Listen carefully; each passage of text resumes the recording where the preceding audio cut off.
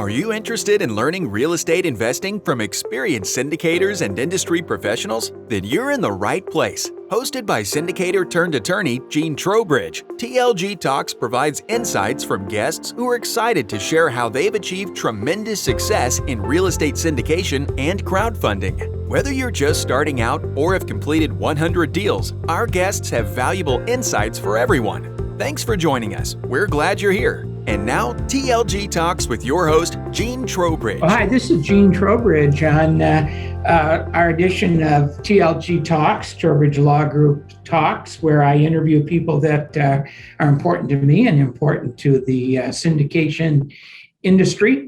And today our guest coming to us from Nashville, Tennessee is Tyler Cauble. And Tyler is the president of the Cauble Group, and he's a client of ours, and we appreciate that, doing all sorts of stuff in a particular part of Tennessee. Tyler, good to see you today. Yeah, Gene, thanks for having me on. Excited to be here with you.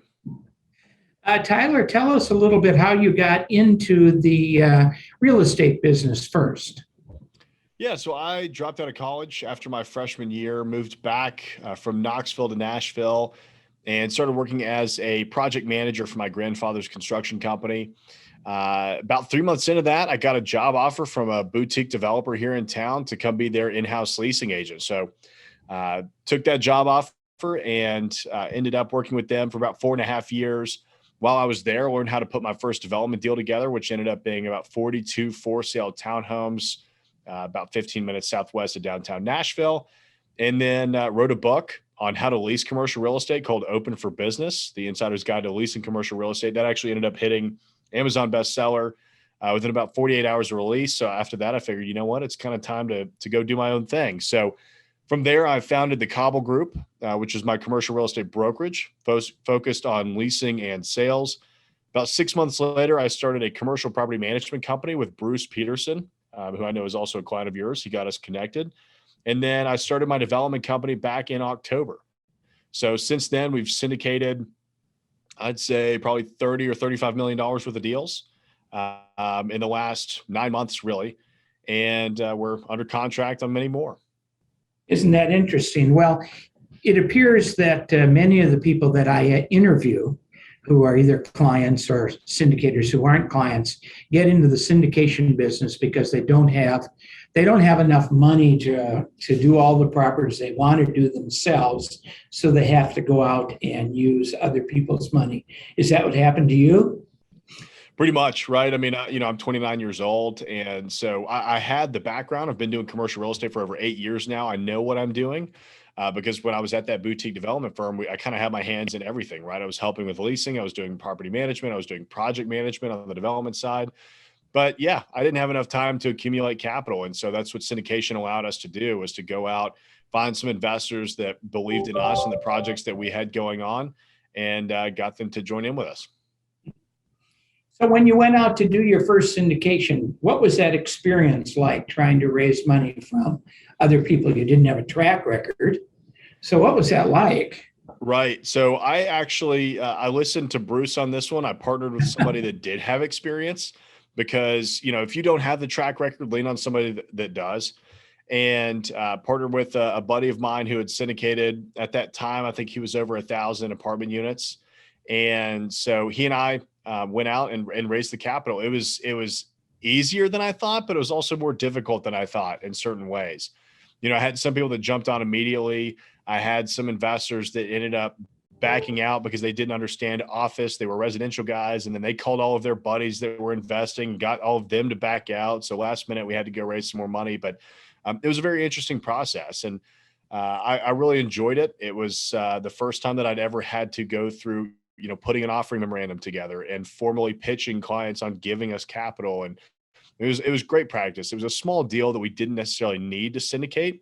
I mean, it was a $980,000 acquisition with a $230,000 construction budget. But I wanted to practice on something small just so that I could start, gaining that experience and building that track record. Well, as long as you're going to be managing the money for these other people, and there's more than one investor. It is a syndication, but the question is, did you go into the securities world on that deal? And the answer is yes, as long Absolutely. as there's a managing member. And I'm sure you've read Bruce's book and talks about the syndication. That's for true. One of the things that I find my clients find is that, for example, we have clients that have done a lot of multifamily, decide that they're going to do a mobile home park. Well, multifamily investors aren't exactly mobile home park investors. And you found that multifamily investors aren't exactly office building investors, right? That's exactly right. I mean, they're very different types of real estate. I mean, once you kind of learn something, you tend to stick with it, right? And so investors are the same way. And so a lot of what we were doing was having to educate them around why commercial real estate, office in this instance, particularly, why it was so good and why it was good to diversify your portfolio and why you should consider alternative assets, especially in the past, 3 years as multifamily cap rates have begun to really compress. You just can't get the returns that you could 5, 6, 7 years ago, right? So that to us was a good sales point. But you're right. I mean, it was far more difficult, and we still face that today with a lot of Bruce and I partner on a lot of deals, and his investor base is largely multifamily. While we're doing my projects here in Nashville are heavy value add or ground up development, mixed use commercial. So, we're taking people who are used to a value add apartment building where you just need light renovations, you've already got income in place, to, hey, this is going to be vacant for probably, 18 to 24 months while we get in there, buy it, lease it up, do the construction, then lease it up and stabilize it. So it's just a very different process. Plus, you have to find people that aren't investing expecting a quarterly check to buy groceries. When I was syndicating, I built storage facilities, a lot of storage facilities, and I learned early on that my investors were looking for capital growth, equity appreciation, not cash flow. So I had to work on my database and make sure I had the right people in the database, because if you're trying to sell a value add 2-year construction project to a retired person who needs income, that's just not going to work. So part of the issue that a syndicator has, especially in your first deals, is really understanding what your database is made up of. One of the things that I tell a lot of people when I'm working on education here is that I think it's the investor's responsibility to be educated about the product type. One of the things you mentioned the word sophisticated. Well, a sophisticated investor who's doing nothing but multifamily doesn't necessarily become a sophisticated investor when you're doing value add heavy construction office project or something like that.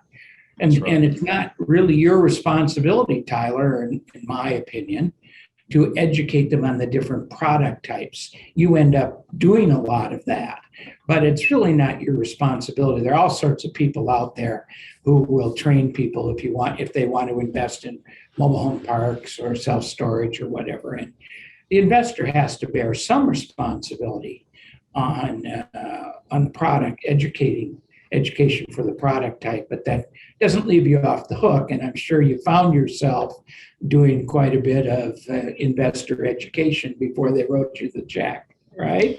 That's right. We tend to do that quite a bit. And, it's okay. I love teaching people about commercial real estate, but yeah, you're absolutely right. At the end of the day, it's you're getting information and education on this product type from the person who is syndicating a deal.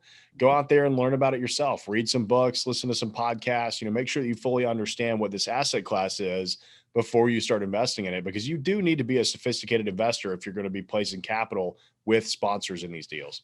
I think you're absolutely right. Just briefly changing the topic, how are you moving on toward your CCIM designation? Yeah, that's a great question. So I have taken all of the classes, and I just need to go take my capstone. The problem is we're so busy. I mean, we just put another 1.6 million square feet under contract out in Chattanooga, and so now we're working on that. That I haven't been able to break away, but hopefully in the spring I'll be able to get out there and take my final exam. Well, I was thinking you might say that you're headed to Pittsburgh here next month to take the test, but not so fast. I wish. I taught in that program for 40 years. Did you when really? When I was 2 years ago, I retired. I was the most senior of all the instructors, not the oldest, Tyler, but the most the most senior. And just like you get busy, and it was a great education being a teacher in that program. I learned a lot about real estate, and I learned a lot about people that work in the real estate business, and combine that teaching experience, and then I'll get off me for a second, combine that teaching experience with going to law school when I was 45. I learned patience from being a teacher, and from law school, I learned that there were at least two ways to look at every situation, and it changed me as a guy. It just changed me as a man, and my wife will tell you it made me better. So anyhow, that's that. We're coming up on 50 years here. So it had to make you better. Well, you've picked an area, because I know I'm working on your offerings, a specific area, actually a specific road in Nashville. Why is that? Why is that road attractive to you? Yeah, that's a wonderful question. We just released, so I'm big on YouTube. We just released a video today on this strategy and why I think it's the number one factor on why we've been able to grow so fast. But it's basically taking a neighborhood. I call it the neighborhood niche. You take a neighborhood or you take a corridor and you really dial in on that area and become the expert on whatever you want to become an expert on in that specific area. So, when I left and started my firm, I wanted to continue being a boutique firm where we could focus on really any product type, because I'd done office, retail, industrial, multifamily, townhomes, customs, you name it. We had worked on it at that firm. And I wanted to continue doing that, but I figured, hey, I still have to niche down somehow. I can't just be this all specialist, generalist kind of guy. Doesn't make any sense. And so I niched down into East Nashville. And then once I started learning East Nashville more, I decided to niche down even further onto Dickerson. Now I'm still buying properties on Gallatin Pike, but more so on Dickerson Pike, because I just believe that the future potential for parcels and developments along this corridor is just so high.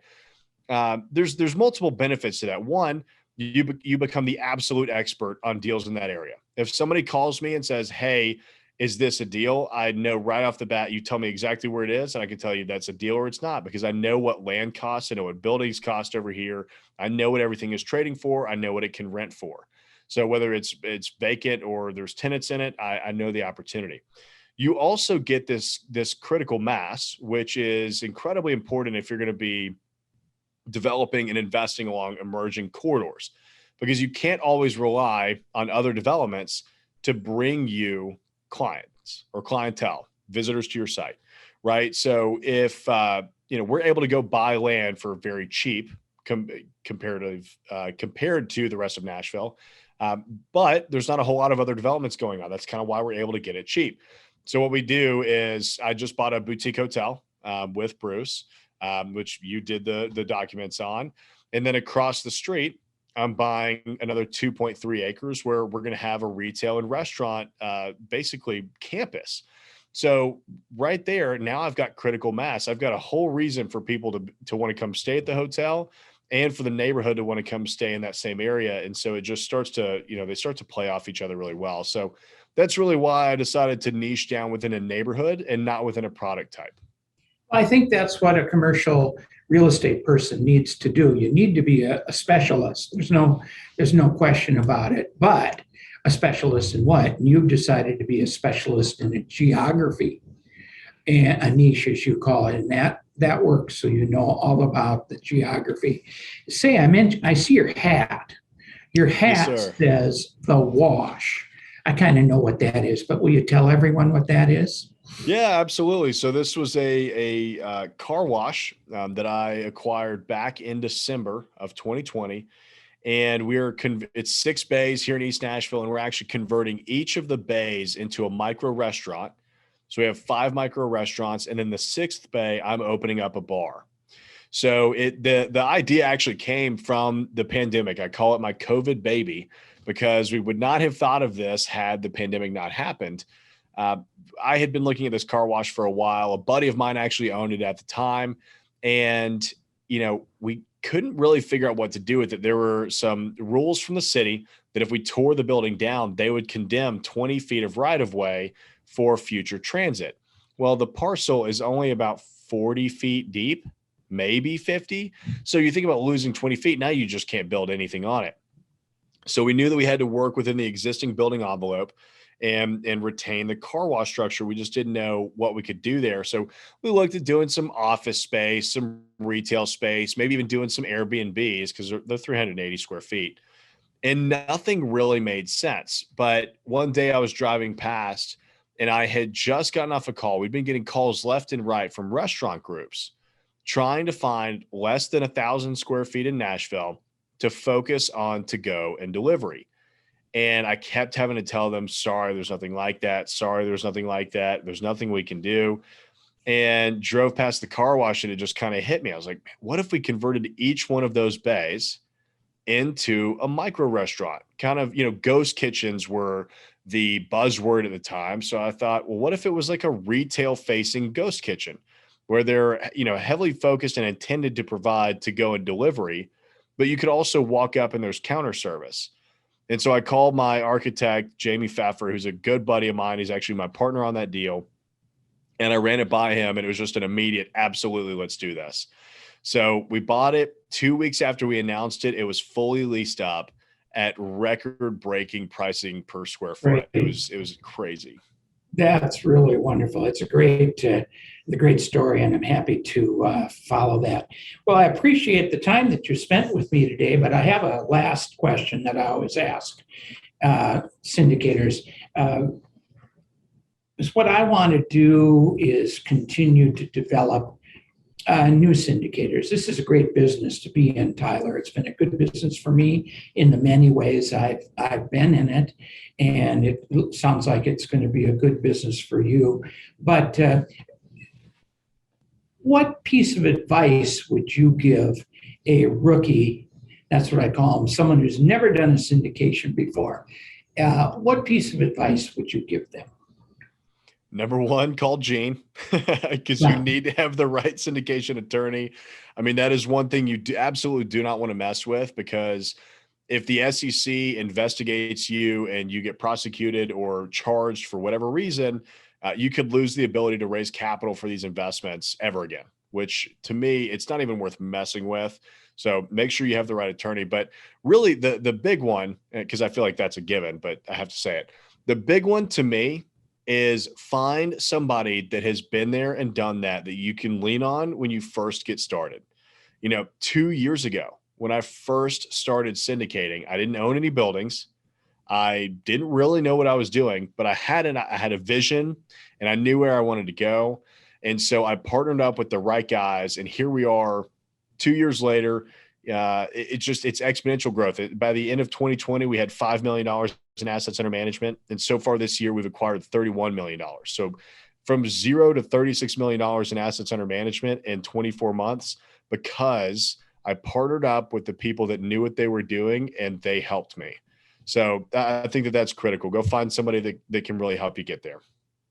Well, you passed the test, because this is my 38th Trowbridge Talks interview that I've asked that question. And except for one person, everyone has answered basically, this is not a do-it-yourself business for a rookie. Look for a team. There are people out there that have skills that you don't have, and you'll get started much easier and be on your road to success if you build a team. Now, the other person who answered the question said you need to brand yourself. Okay, I like that answer too, because when you talk to an investor about real estate is a good investment. And what Tyler is going to say, what I've decided is I found a niche where there are opportunities. And the third thing you're going to say is I've put together a team that's going to help me capitalize on those opportunities I see. And then the fourth thing you say is, hey, I've got a deal in that area with my team. It's perfect for you to come into. So the branding kind of goes toward the team that you've put together and to make this happen. So we're all on the same page, and that was a good answer. You get an A+ on that from me, because I think that's good. And yes, a CPA, an attorney, an architect in your business, you certainly wouldn't get very far doing what you're doing now if you didn't have that relationship with your friend who's the architect. So that's it. Well, that's great, Tyler. I appreciate you coming on. We'll get this thing posted on our YouTube channel, and people will watch it, and I'll send you a copy when it's done so that you can go out and distribute it to your social media. So once again, with my guest, Tyler Cauble out of Nashville, president of the Cauble Group. Thank you very much. This has been Gene Trowbridge with TLG Talks, and our website is trowbridgelawgroup.com. Thanks very much, Tyler. Thanks for having me, Gene. Thanks for watching. Please consider subscribing to the channel and liking this video. Leave a comment below to let us know you enjoyed the interview, or leave a suggestion for a future guest. If you'd like to be a guest on the show, please contact us by emailing talk@trowbridgelawgroup.com. And if you're ready to talk about your syndication deal, visit us at trowbridgelawgroup.com to sign up for a free, no-obligation 30-minute consultation. As always, keep learning, keep earning.